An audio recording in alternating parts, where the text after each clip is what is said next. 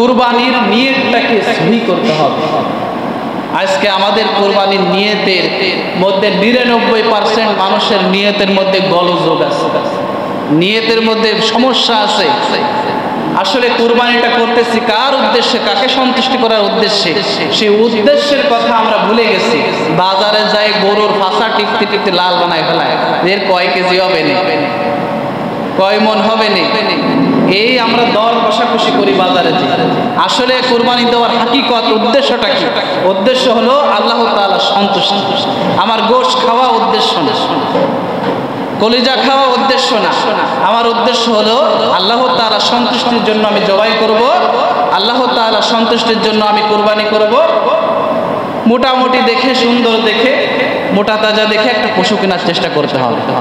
এর অর্থ এই না যে আপনি কাটায় কাটায় মাইপে হিসাব করে কয় কেজি গোশত হলো, কতটুকু লাভ হলো, কতটুকু লস হলো, এই যে আমরা বাজারে যে এই দরাদরি এই হিসাব করাকরি করি যে কতটা লাভ হলো, কতটা লস হলো, কতটুকু কি গোশত হবে, এই হিসাব করি।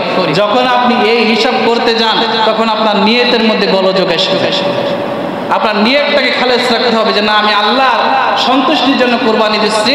অতএব এত দর কষাকষি কিংবা এত মাপামাপি করে কেনার দরকার নেই। ভালো চেহারা সম্পূর্ণ হবে,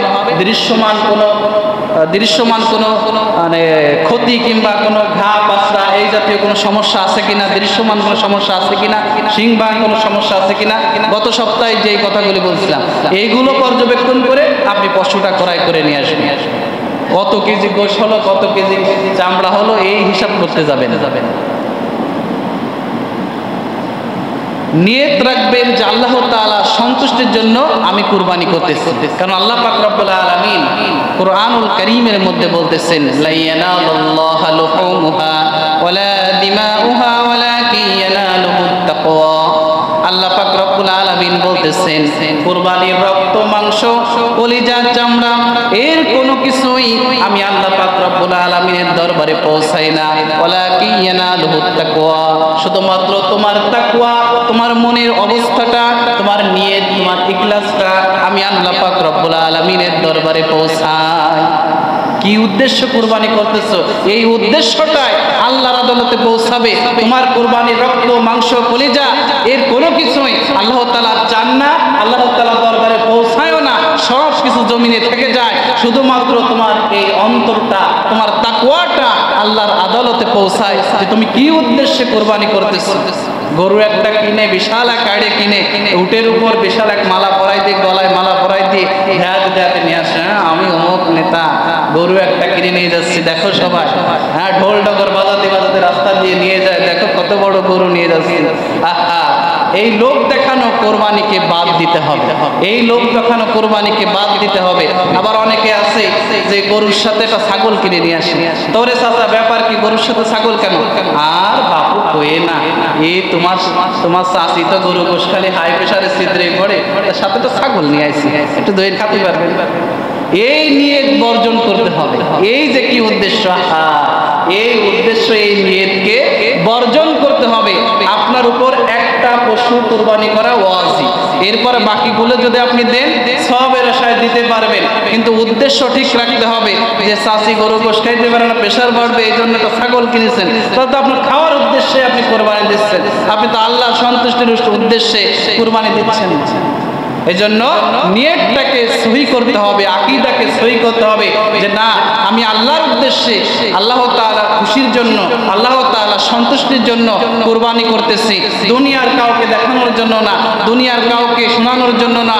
আমি চেয়ারম্যান, আমার মান সম্মান চলে যাবে, আমি মসজিদের সভাপতি, মান সম্মান চলে যাবে, আমি সেক্রেটারি, মান সম্মান চলে যাবে, আমি ইমাম সাহেব যদি কুরবানি আর না দিই মান সম্মান চলে যাবে, মানুষে গাল বন্ধ করবে যে অমুক ইমাম সাহেব কুরবানি দিন, অমুক মসজিদের সভাপতি কুরবানি দিন। এই গাল মন্দের ভয়ে যে কুরবানি দেবে ও শুধু কুরবানি দেওয়া হবে আর গোশ খাওয়া হবে, সব এর জায়গায় জিরো, সব এর জায়গায় জিরো, একটুও পাবে না সব। এই জন্য আপনার কুরবানি দেওয়ার আগে আপনার নিয়ত, আকীদাকে সহি করতে হবে যে না, আমি ছোট দিই, বড় দিই, এটা আল্লাহর সন্তুষ্টির জন্য, আল্লাহর খুশির জন্য। আপনার পশুটা ছোট হোক, 1 বছর বয়সে একটা ছাগল ছানা হোক, তারপর আপনার আকীদা থাকতে হবে আল্লাহর জন্য, ঈমান থাকতে হবে, তাকওয়া থাকতে হবে আল্লাহর জন্য, যে না আমি আল্লাহর খুশির জন্য দিচ্ছি। তাহলে আপনার প্রাণীটা ছোট্ট হলেও আল্লাহর আদালতে কবুল হয়ে যাবে। আর ওই যে নেতা সাহেব বিশাল এক গরু দিয়েছে লোক দেখানোর জন্য, ওই বিশাল এক গরু জব হয়ে যাবে, সবাই খাবে, আনন্দ করবে, মাঝখানে পরে নেতা সাহেবের কোনো সওয়াব হবে না। এই জন্য নিয়তকে সহি করতে হবে, কেননা আল্লাহ তাআলা বললেন লা ইয়ানালুল্লাহু লুহুমহা ওয়ালা দিমাউহা ওয়ালাকিন ইয়ানালুহুত তাকওয়া।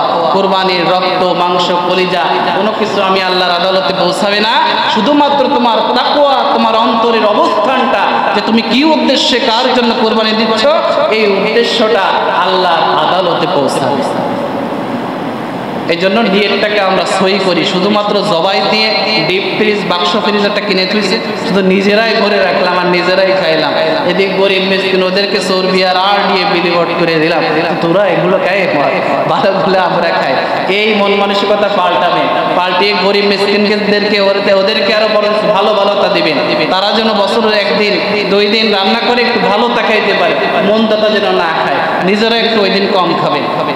এভাবে ইনশাআল্লাহ আমরা নিয়ত এবং আকীদাকে সহি করে কুরবানি দেওয়ার জন্য চেষ্টা করব। আল্লাহ তাআলা তৌফিক দান করুক, সকলে বলেন আমিন।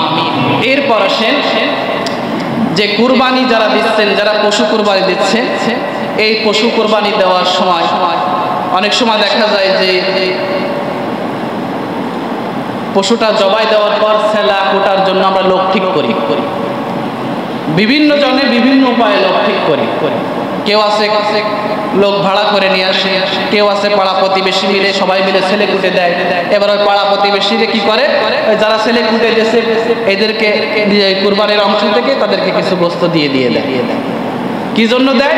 যে হুজুর ওরা কুটি টুটে দিয়েছে, একসাথে কাজকর্ম করেছে, এই জন্য ওদেরকে একটু গোশ দিয়ে দিচ্ছি। এই যে তাদের কাজের বিনিময়ে যে তাদেরকে মাংস দিলেন, আপনার কুরবানি বাতিল, কুরবানি হবে না। একটা লোক কুরবানি আপনার পশুটা ছেলে দেশে বানাই দেশে দেওয়ার পর তারে খুশি হয়ে 3 কেজি গোশ দিয়ে দিলেন, আপনার কুরবানি বাতিল, কুরবানি হবে না। কুরবানির মাংস বেচা কিনা করা যাবে না। যে আপনি ওই কুরবানির মাংস দিয়ে শ্রমিকের শ্রম দিয়ে দিবেন, মজুরি দিয়ে দিবেন, এটা হবে না। যেই ব্যক্তিকে দিয়ে আপনি এই কাজগুলো করাবেন তাকে তার ন্যায্য প্রাপ্য মূল্য দিয়ে দিতে হবে। দিয়ে দেওয়ার পর এরপর যদি পরানে কয় যে না লোকটারে আমার কিছু দেওয়া দরকার, সে হতে গরিব মানুষ, তারে আপনি 2 কেজি দিলেন, কিন্তু তারে আপনি 500 টাকা দিলেন আর বললেন তোরে 500 টাকা দিবানি আর 2 কেজি গোশ দিবানি, এই তো 7 দেবনি 1400 হয়ে গেল, 2000 টাকার একটা বুঝতো, সমস্যা কি? আর ওই লোক রাজি হয়ে যায় যে 2 কেজি গোশ দেবে না আর 500 টাকা দিলে আমার হয়ে গেল, কিসেনের টাকা হলো, 2 কেজি গোশ হলো। মাঝখানে পড়ে যে কুরবানি দিল, কুরবানি বাতিল, কুরবানি হবে না। এই জন্য যাকে দিয়ে ছিলাবেন কোটাবেন তাকে তার ন্যায্য প্রাপ্য কিসেনের টাকা তাকে দিয়ে দিতে হবে। পুঙ্খানুপুঙ্খানুভাবে পরিশোধ করে দেওয়ার পর যদি আপনি তাকে মন চাই দিবেন, না চাই না দিবেন, তাতে কোনো সমস্যা নেই। কিন্তু তারে আপনি টাকা কম দিয়ে আপনি আর একটু গোশ দিয়ে পোষাই দিয়ে দিলেন, আপনি তার শ্রমের বিনিময়ে আপনি কুরবানির মাংস দিলেন, আপনার কুরবানি বাতিল, আপনার কুরবানি হবে না। এই জন্য যাকে দিয়ে এই কাজগুলো করাবেন তাদেরকে মাংস দিয়ে শ্রমের মজুরি দিবেন না। তাদের যে অর্থ, যে শ্রমের যে মজুরি, এটা অর্থ দিয়ে টাকা পয়সা দিয়ে মিটাই দিবেন। দেওয়ার পর তাকে যদি মন চাই যে আপনি একটু দিবেন, দেন, না দিলেও আলহামদুলিল্লাহ, দিলেও আলহামদুলিল্লাহ, কিন্তু আপনি মজুরি হিসেবে আপনি এটা দিতে পারবেন, এটা আপনার জন্য নিষেধ।